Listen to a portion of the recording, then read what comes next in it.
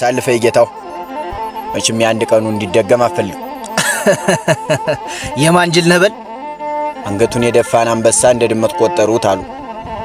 ከመንገዴ ላይ ዞር በልል። እስኪ እንግዲህ ዛሬ ማን ደርሶ እንደሚያድንህ እናያለን። ምን እንዳታመጣም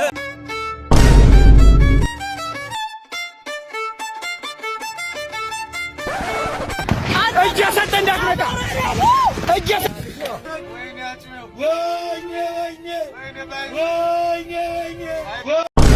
ታንተ እናትበረ ቀጭኑ